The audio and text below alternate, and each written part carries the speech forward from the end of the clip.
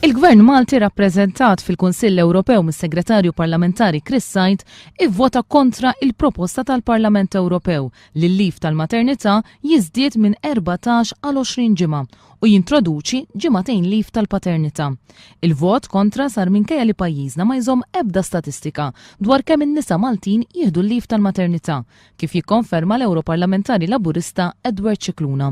Lanqas l-istatistika ta' kemm hemm nisa li jieħdu l-maternity leave ma għandu ma jiġbor aħseb wara l-istudji li suppost kellu jagħmel qabel ma jmur fi Brussell aw jiġi hawnhekk biex jivvota. U da ġie hawnhekk u jivvota kontra li jiġi mtawwal il-maternity leave. Iżda Chris Sajt qal li jekk il-lif tal-maternità jiżdied b'6 ġimgħat ser ikun ifisser pis ekonomiku għal pajjiżna. Tal-istess fehma huma bosta sidien ta' negozji li jimpjegaw lin-nisa. L-ewwel nett in-nies tal-business ħarġu kontra s-sistema x'qalu sa tiswa ħafna l-pajjiż. Il-Partit Laburista permezz tal-istudju tiegħi wera biċ-ċar li da se jikkontribwixxi u l-Gvern risposta tiegħu kienet silenzju kbir.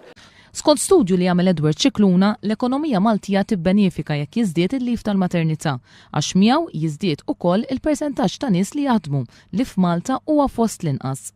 Saħansitra inqas minn pajjiżi li bħalissa huma msemmija l-qatt bħal Spanja. Malta għandha wkoll l-inqas rata ta' nisa li jaħdmu fl-Unjoni Ewropea b'41%.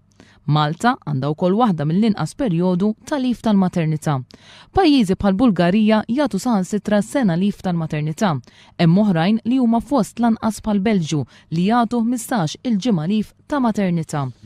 Iżda kemm il-Belġju kif ukoll il-Portugal ivvutaw favur l-estensjoni tal-lif tal-maternità.